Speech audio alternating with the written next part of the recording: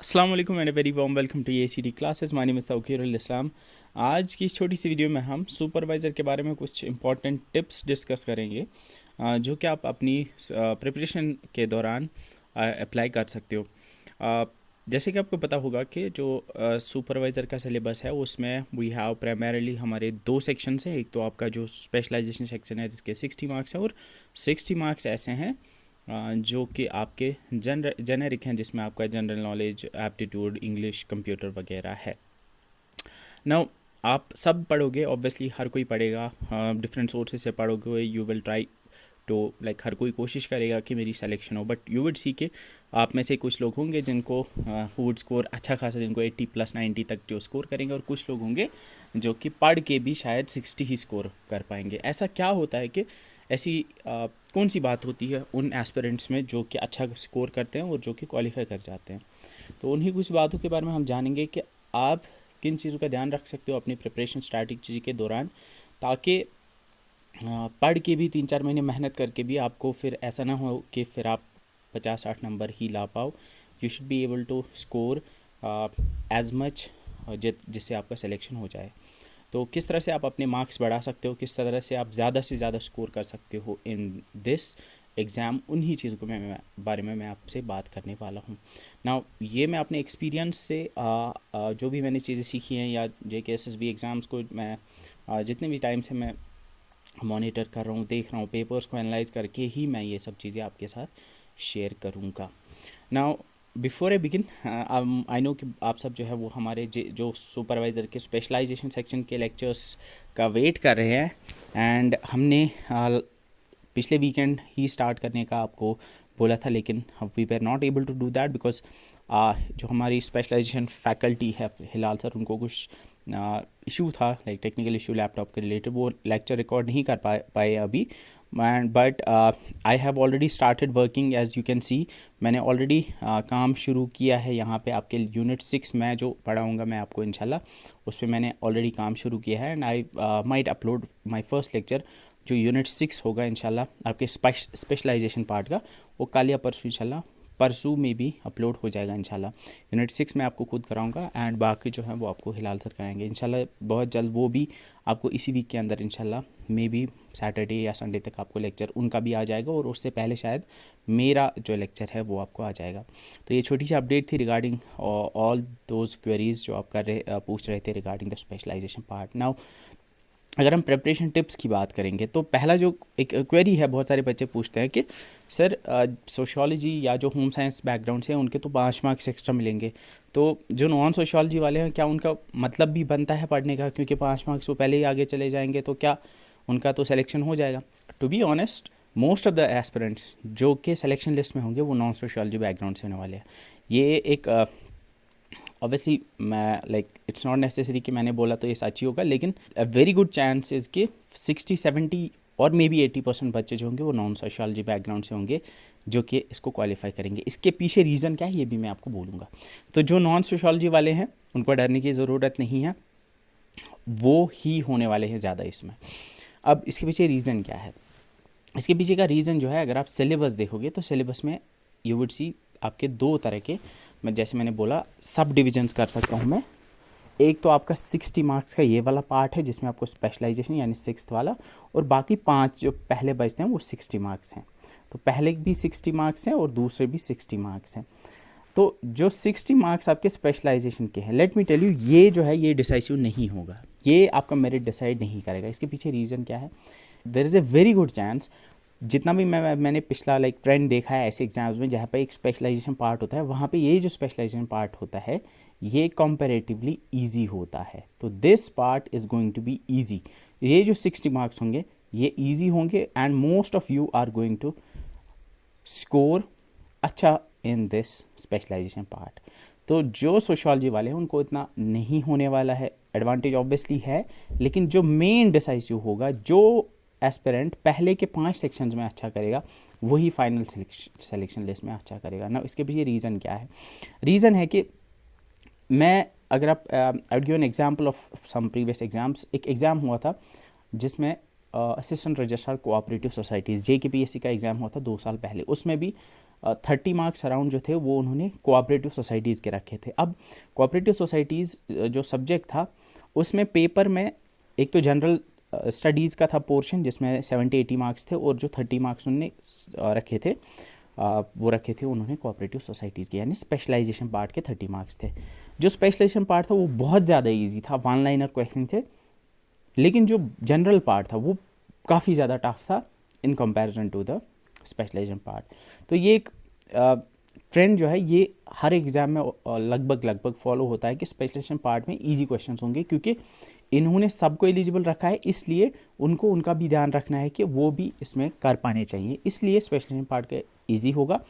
जो डिसाइसिव होगा वो ये वाला पार्ट होगा। अब इस वाले पार्ट में भी मैं आपको एक चीज़ बताना चाहूँगा कि जो आप में से इंग्लिश, मैथमेटिक्स, जो जनरल इंटेलिजेंस और रीजनिंग या एप्टीट्यूड और रीजनिंग, और ये जो 3 पार्ट्स हैं यानी जनरल साइंस, जो इन 3 में आप में अच्छा करेगा वो बहुत ज़्यादा मेरिट में आगे चला जाएगा। क्योंकि जब हम देखते हैं लाइक हम VLW में हमने देखा कि VLW में जिसने भी रीजनिंग और एप्टीट्यूड में अच्छा किया था वो मेरिट में आगे आ गया था। क्योंकि एक कॉमन एक चीज़ है, एक ट्रेंड है जो फॉलो होती है इन एग्जाम्स में, ये है कि ये जो रीजनिंग और इंटेलिजेंस का पार्ट है ये अक्सर एस्पिरेंट्स का नहीं होता है स्ट्रॉन्ग। तो दैट्स वाई जो आप में से एडवांटेज इसमें आगे जाएगा वो फाइनल लिस्ट में भी आगे जाएगा। तो फोकस आपको करना है इन 3 सेक्शंस को बहुत ही ज़्यादा स्ट्रॉन्ग करना है। मैं आपको आगे बताऊंगा कि किस तरह से आपको हर एक सेक्शन को टैकल करना है। तो ये एक इंपॉर्टेंट चीज़ है जो आपको याद रखनी है, जो मैंने आपको बताई। क्योंकि आई नो बहुत सारी क्या करेंगे कि बहुत सारे एस्पिरेंट्स स्पेशलाइजेशन पार्ट के पीछे इतने पढ़ जाएंगे, वहाँ फिर इजी क्वेश्चंस आ जाएंगे, और मेन जो यहाँ फिर जनरल साइंस, रीजनिंग और एप्टीट्यूड और इंग्लिश है वो उनका रह जाएगा और वो सिलेक्शन लिस्ट में नहीं आ पाएंगे। आई नो दोनों इंपॉर्टेंट है, बट मैं क्यों बोल रहा हूँ कि ज़्यादा फोकस इस पर करना है, एक तो ये है कि इसमें ऐसे क्वेश्चन आएंगे जिसमें जितना ज़्यादा पढ़ोगे आप जो कि डिसाइसिव रहेंगे, आई मीन उसमें डिफ़िकल्टी लेवल होगी, अगर क्वेश्चंस की होगी थोड़ी बहुत हाई डिफ़िकल्टी लेवल, वो इन सेक्शंस में होने वाली है, यानी रीजनिंग, एप्टीट्यूड, इंग्लिश और जनरल साइंस में। स्पेशलाइजेशन में डिफ़िकल्टी नहीं होगी, इसमें सारे ही जो है अगर किसी ने कम भी पढ़ा होगा वो भी कर पाएगा। और दूसरी बात स्पेशलाइजेशन में एक चीज़ भी है कि अगर आप बिना पढ़े भी जाओगे स्टिल आप 20 क्वेश्चन 60 में से 20-30 कर लोगे, क्योंकि वो जेनेरिक क्वेश्चंस है। लाइक इसमें उन्होंने लाइक ग्रोथ एंड डेवलपमेंट वगैरह जैसी चीज़ें दी हुई हैं जो थियोरेटिकल हैं, और जो अगर आप क्वेश्चन को समझोगे आप कर पाओगे। इट्स नॉट समथिंग जो आपको नए से पढ़नी है, बट देयर आर थिंग्स जो पढ़नी है जो बिना पढ़े जाओगे तो नहीं कर पाओगे। लाइक यूनिट 6 आपका है, यूनिट 5 है, उनमें आपको चीज़ें हैं जो पढ़नी है। ऑब्वियसली पहले वाली भी पढ़नी है, उसमें से भी क्वेश्चन आएंगी, but most of the question उसमें से ऐसे होंगे जो शायद आप बिना पढ़े भी कर ही लोगे। तो इसलिए ज़्यादा फोकस आप इन पे करना, स्पेशलाइजेशन पे इतना मतलब इतना ज़्यादा पढ़ना है, इसको हर एक टॉपिक पढ़ना है अच्छे से, लेकिन ज़्यादा दिमाग उस पर ख़राब नहीं करना है। लेवल ऑफ क्वेश्चंस के बारे में मैंने आपको ऑलरेडी बताया कि लेवल ऑफ क्वेश्चंस की अगर बात करेंगे तो इंग्लिश, इंटेलिजेंस एंड रीजनिंग यानी एप्टीट्यूड और रीजनिंग और जनरल साइंस, इन 3 सब्जेक्ट्स में जो है अगर आप देखोगे तो इन में टफ होने वाली है इन कंपैरिजन। टफ का मतलब ये नहीं कि आप कर ही नहीं पाओगे, लेकिन कंपैरेटिवली अगर हम देखेंगे स्पेशलाइजेशन, जीके, कंप्यूटर, ये 3 जो है ये 3 पार्ट इजी होने वाले हैं। इसमें अगर आपने थोड़ा सा भी ऊपर से सारा पढ़ा होगा आप क्वेश्चंस कर पाओगे। तो फोकस इन 3 पे करना है, यही डिसाइसिव होंगे, जो इसमें आगे जाएगा वही फाइनल लिस्ट में आगे भी जाएगा। ये मेरी एक बात है, शायद एग्ज़ाम के बाद शायद आपको ये जो है ये सच भी निकले, ज़्यादा चांसेस है कि ये सच ही निकलेंगे, बिकॉज ये एक्सपीरियंस से मैं आपको बता रहा हूँ। अब अगर आप जीके के सिलेबस को देखोगे तो इस तरह का कुछ सिलेबस में मैं ऊपर से आपको कुछ चीज़ें बताऊँगा। करंट अफेयर में से आपको 2 या 3 क्वेश्चंस मिलेंगे, ये आपको लास्ट में पढ़ना है, इस पर ज़्यादा आपको टेंशन लेने की ज़रूरत नहीं है, बिकॉज आप कितना भी पढ़ोगे स्टिल आपको चांसेस है कि वहाँ पे ऐसा कुछ पूछेंगे जो आपने पढ़ा नहीं होगा। तो इसलिए इस पर ज़्यादा दिमाग ख़राब करने की ज़रूरत है नहीं। इंडियन हिस्ट्री में आपको याद रखना है, इसमें यूजुअली फ्रीडम स्ट्रगल पे क्वेश्चन आता है जो डेट्स पे आएगा, इंपॉर्टेंट डेट्स और इंपॉर्टेंट पर्सनैलिटीज़। मतलब इंडियन फ्रीडम स्ट्रगल में किस दिन, लाइक फॉर एग्जांपल किस दिन कौन सी मूवमेंट लॉन्च हुई, या कोई इंपॉर्टेंट कोई डेट है, डेट्स को अच्छे से करना है, और इंपॉर्टेंट पर्सनैलिटीज़ को करना है, पर्सनैलिटीज़ के निक नेम्स वगैरह उन पे आता है। Like grand old man of India, इस तरह के जो क्वेश्चंस होते हैं कि ये किसको टाइटल दिया गया था, या इंपॉर्टेंट फिगर्स जो रहे हैं इंडियन फ्रीडम स्ट्रगल में, उस पर ध्यान देना है। क्वेश्चन मैं बोल रहा हूँ फिर से, इंडियन फ्रीडम स्ट्रगल या हिस्ट्री में क्वेश्चन डेट्स या पर्सनैलिटीज़ जो हैं जो फ्रीडम फाइटर्स रहे हैं उन पे आएगा। कल्चर एंड हेरिटेज अगर देखोगे तो कल्चर एंड हेरिटेज में यूजुअली ज़्यादा वो नहीं पूछते हैं। मैंने जो लेक्चर पढ़ा है 2-3 घंटे का, उसमें मैंने इतने सारे डांसेस, इतने सारे चीज़ें आपको कराई हुई हैं, बट उसमें से ज़्यादातर चांसेस है कि कोई अगर क्वेश्चन आया भी तो किसी एक डांस पे आएगा, एक क्लासिकल डांस पे आएगा, ये किस लाइक स्टेट से बिलोंग करता है। ज़्यादा चांसेस है कि क्वेश्चन इस तरह का आएगा कि ये क्लासिकल डांस किस स्टेट में परफॉर्म किया जाता है। तो इसमें ध्यान देना है कि आपको डांसेस के जो ये हैं, डांसेस के जो स्टेट्स हैं, कौन सी स्टेट में हैं वो याद रखना है। इंडियन कॉन्स्टिट्यूशन में आपको याद रखनी है parts. Indian constitution like part 1 किसके रिलेटेड है, पार्ट 2, पार्ट 3, पार्ट 4A, इस तरह के आपको पता होने चाहिए जो आप पढ़ोगे।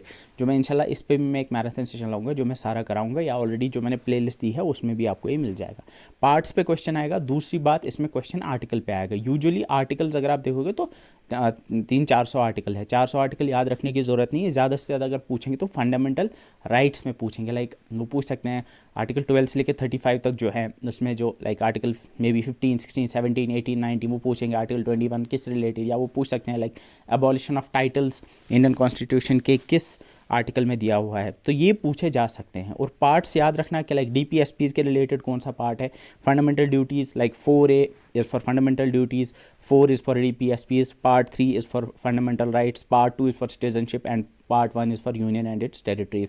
फिर उसके बाद आगे जाके फिर like part 5 is for union, इसके बाद 6 फॉर स्टेट्स। इस तरह के आपको पार्ट्स जो है याद होने चाहिए कि कौन सा पार्ट किसके रिलेटेड है। और आर्टिकल्स सारे नहीं रखने हैं याद, बस इंपॉर्टेंट याद रखने हैं।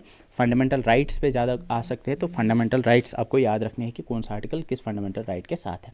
इसमें ये 2 चीज़ें इंपॉर्टेंट है।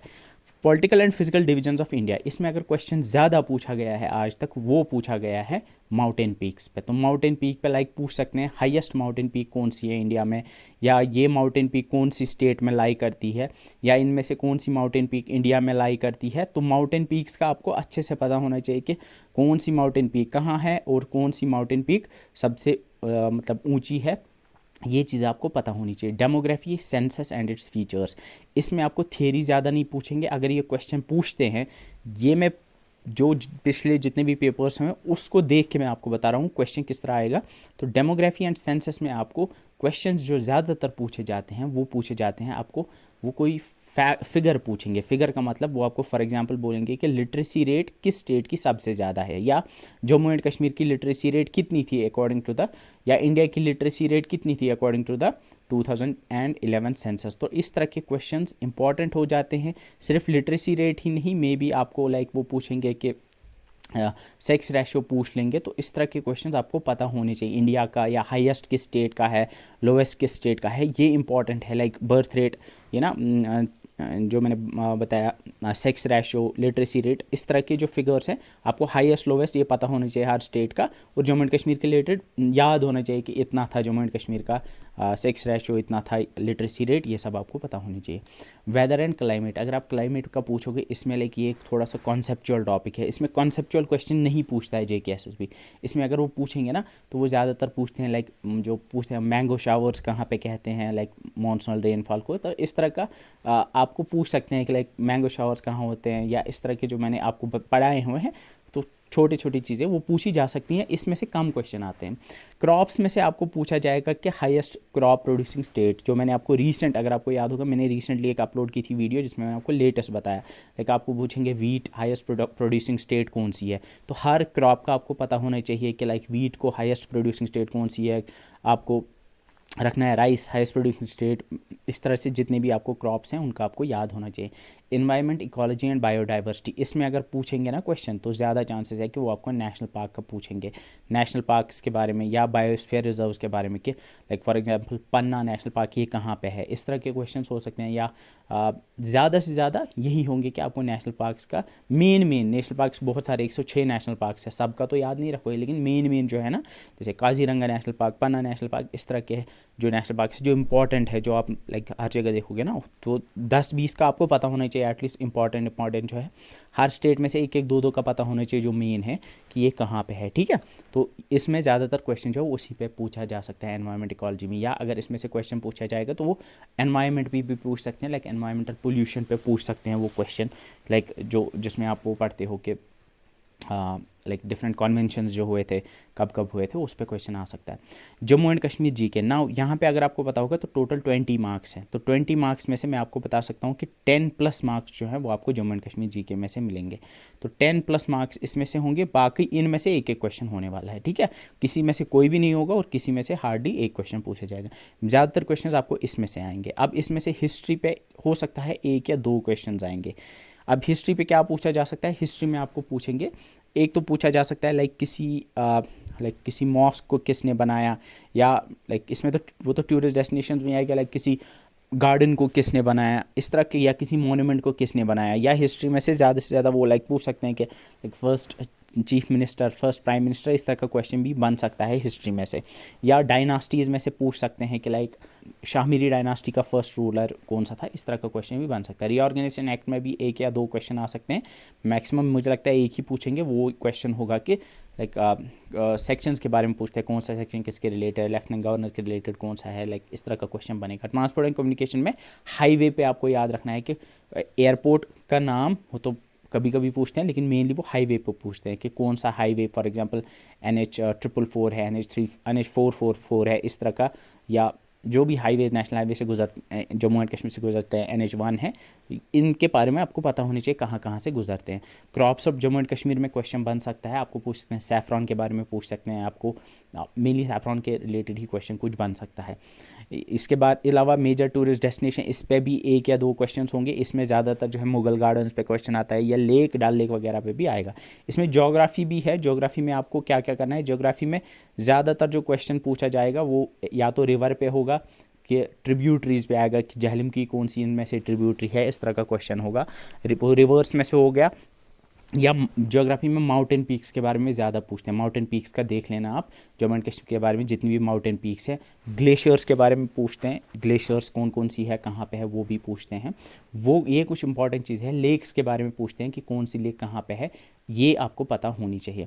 इसके बाद हेरिटेज, कल्चर और इकॉनमी, इसमें ज़्यादा क्वेश्चंस नहीं बनते, ज़्यादा क्वेश्चन जो है वो ऊपर वाले में बनते हैं। तो मैं यहाँ पे आपको बताया डिटेल में कि किस टॉपिक को किस तरह से पढ़ना है।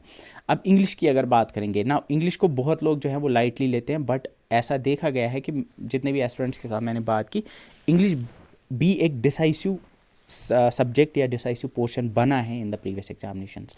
अब इंग्लिश जो है, इंग्लिश को हम अगर वो इंग्लिश में थोड़ा सा टफ पेपर डालेंगे तो अक्सर बच्चे वहाँ पे स्ट्रगल कर लेते हैं।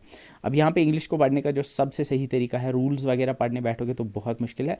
इसको जितना हो सके उतना प्रैक्टिस करो। प्रीवियस ईयर बुक लाओ या प्रीवियस ईयर PDF लाओ, जहाँ से भी जो भी आपको मिलेगी उन क्वेश्चंस को आप सॉल्व करना स्टार्ट कर दो। क्योंकि रूल्स वगैरह पढ़ना थोड़े थोड़े अगर रखोगे कुछ याद, दैट इज़ ओके, बट ज़्यादा रूल्स वगैरह पे ध्यान मत दो। ज़्यादातर आप क्वेश्चन को इंट्यूशन से सॉल्व करने की कोशिश करो। इंट्यूशन से मतलब अगर आपको क्वेश्चन आएगा टेंस पे, तो यूजुअली आप थोड़ी ये लगाओगे कि अच्छा ये कौन सा, ये प्रेजेंट कौन सा है, प्रेजेंट परफेक्ट है क्या है, तो इस पर हैव लगे, इस पर क्या लगेगा आगे, कौन सा मॉडल लगेगा, या सॉरी कौन सा ये वर्ब लगेगी, उस तरह की चीज़ें अगर आप, तो थोड़ा डिफिकल्ट हो जाता है। तो बेटर है कि हम देखते हैं कि अच्छा ये सूट कौन सा होगा, यहाँ पे फॉर एग्जांपल वर्क सूट होगा या वर्क सूट होगा।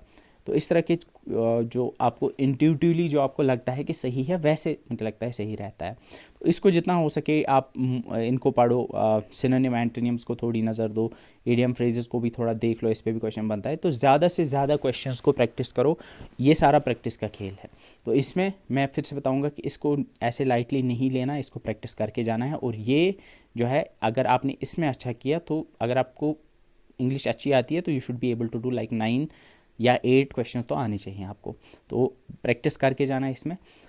अब मेन जो है वो है जनरल इंटेलिजेंस एंड रीजनिंग। मैं फिर से बता रहा हूँ, जो एस्पिरेंट इसमें सबसे आगे जाएगा वो ओवरऑल जो है रैंक ऊपर उसकी आएगी। आप देख लेना, जितने भी लाइक लड़कियाँ होंगी जो सेलेक्ट होंगी, यानी ओपन मेरिट में जो लाइक 100 लड़कियाँ होंगी, या 95 जितनी भी होंगी, या 90, आप देख लेना उनमें से अक्सर जो होंगी उनके 6+ मार्क्स होंगे इसमें। 6 या उनके 7, 8 जितने भी होंगे वो होंगे इस वाले में। और अक्सर जो लाइक पीछे रह जाएंगे उनके इसमें जो है कम हो जाएंगे, क्योंकि ये जो है इसमें थोड़ा टाइम भी लगेगा, और अक्सर जो है इसको शायद अटैम्प्ट भी नहीं कर पाएंगे। अब इसको सबसे सही तरीका जो होता है, अब यहाँ पे इसका फ़ायदा क्या है, अगर आपने कोई कॉन्सेप्ट अच्छे से सीखा और उसको अच्छे से प्रैक्टिस की, अगर इस पर कोई भी क्वेश्चन आएगा वहाँ पे आप कर पाओगे। जीके का वो नहीं होता है, जीके में अगर आपने कितना भी डेप्थ में कोई चीज़ पढ़ी, there is still a probability कि वो कुछ ऐसी चीज़ पूछेंगे जो आपने नहीं पढ़ी है। लेकिन यहाँ पे एक चीज़ है, आपने कॉन्सेप्ट को अगर अच्छे से समझा, आप क्वेश्चन कर पाओगे। यहाँ ज़्यादा चांसेस होते हैं कि जितना आप ज़्यादा पढ़ोगे उतना आप ज़्यादा मार्क्स स्कोर कर पाओगे। तो इट्स रियली रियली इंपॉर्टेंट कि इसके बारे में मैं एक बात कहूँगा कि ये सिर्फ पढ़ना नहीं है, रिवाइज़ करना नहीं है, ये सारा प्रैक्टिस का खेल है। जितना आप प्रैक्टिस करोगे उतना ही आप सही होगे। आपको इतनी प्रैक्टिस करनी है, इतनी प्रैक्टिस करनी है कि आपको अगर कोई भी क्वेश्चन फॉर एग्जांपल इनमें से किसी टॉपिक पे देंगे, you should be able to do that. तो ये सारा प्रैक्टिस का खेल है। इसको तब तक प्रैक्टिस करते रहो जब तक आप कोई भी क्वेश्चन इसमें कर ना पाओ, ठीक है। इसमें डरना नहीं है, पहले नहीं आएंगे क्वेश्चंस, आपको समझ ही नहीं आएगा पहले क्या करना है, फिर धीरे धीरे आपको कैलकुलेशन में मिस्टेक होंगी, धीरे धीरे कुछ और होगा, but ultimately you will reach a level जहाँ पे आप सारे क्वेश्चंस कर पाओगे। तो ये इस पर बहुत ध्यान देना है, हर रोज़ इसको पढ़ते रहो। ये जो है ये गेम चेंजर है। मैं फिर से बता रहा हूँ, ये जो है ये गेम चेंजर है। This section is the game changer. जो एस्पिरेंट इसमें आगे जाएगा वो फाइनल लिस्ट में आगे जाएगा।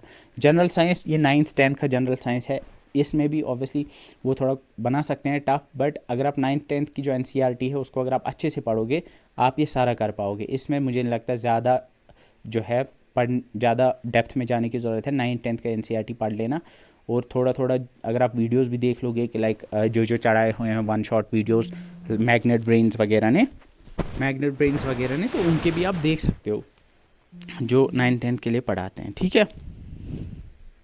अब कंप्यूटर जो है, अगर आप इसमें देखोगे तो कंप्यूटर में ज़्यादातर जो है वो इजी पेपर आता है। आप जितने भी प्रीवियस ईयर पेपर देखोगे ना SSB के, तो वो ज़्यादा इजी पेपर ही इसमें पूछते हैं। इसमें ज़्यादा वो क्वेश्चन जो होंगे, आपको इनपुट आउटपुट डिवाइस पे 1 या 2 क्वेश्चन मिलेंगे, लाइक इनमें से कौन सा इनपुट है आउटपुट है। माइक्रोसॉफ्ट ऑफिस पे यूजुअली 1 क्वेश्चन आएगा, हार्डली अगर वो भी आया।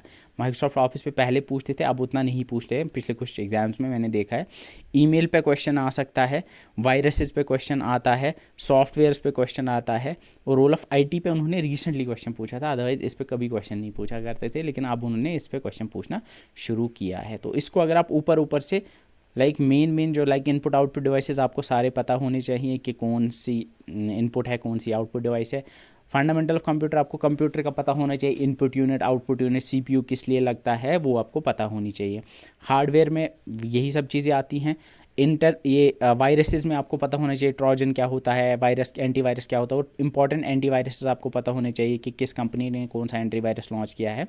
ये सब चीज़ें आपको पता होनी चाहिए। सॉफ्टवेयर में आपको ओपन सोर्स सॉफ्टवेयर का पता होना चाहिए, और क्लोज सोर्स या प्रोप्राइटरी उनके बारे में पता होना चाहिए।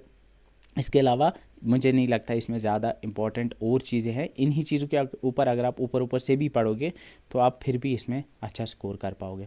अब रही बात स्पेशलाइजेशन की, जैसे मैंने फिर से बताया, स्पेशलाइजेशन में अगर आप सिलेबस देखोगे ना, ये सब चीज़ें जो है, ये जो पहला ये वाला पार्ट है, इसमें शायद कोई क्वेश्चन बनेगा जो बिना बिना पढ़े नहीं कर सकोगे। लेकिन अगर आप कुछ चीज़ें देखोगे, लाइक अगर आप फॉर एग्जांपल ये देखोगे यूनिट 4 जो है, इसमें 10 मार्क्स आएंगे। इसमें से आप खुद देखो, आप इसमें से मुझे लगता है अगर आप बिना पढ़े भी जाओगे ना, तो इसमें से जो क्वेश्चंस बनते हैं ना, उसमें से शायद 10 में से 7 क्वेश्चन आप ऐसे ही कर लोगे। ऐसे ही अगर आप देखोगे यूनिट 5 है, यूनिट 5 में भी आप देखोगे ना, शायद 10 में से 7-8 क्वेश्चन आप ऐसे ही कर लोगे। अब देखो इसमें से यूनिट 6 है, ये आपको पढ़ना है अच्छे से, ये बिना पढ़े तो नहीं कर पाओगे। पहला वाला जो है, इसमें आपको पता होना चाहिए किनशिप क्या होती है, मैरिज के टाइप्स क्या होते हैं, सोशल स्ट्रैटिफिकेशन, वो सब पता होनी चाहिए, तभी जाके आप कर पाओगे। तो इसमें आपको पढ़ना है, इसमें क्वेश्चंस बनेंगे। अब दूसरा जो है, इसमें देखो, इसमें भी like anxiety disorders like OCD वगैरह है, ये पढ़ के आपको जाना है। या इसमें ह्यूमन डेवलपमेंट की थियरीज लाइक फ्रॉइड और एटकिंसन की इन्होंने पूछी है, तो ये पता होनी चाहिए, तभी आप कर पाओगे। सोशलाइजेशन की थियरीज वो आपको पता होनी चाहिए। ऐसे ही अगर आप यूनिट 3 का देखोगे, तो इसमें भी आपको क्वेश्चन जो है वो बनेंगे, जो पढ़ के ही आप सॉल्व कर पाओगे।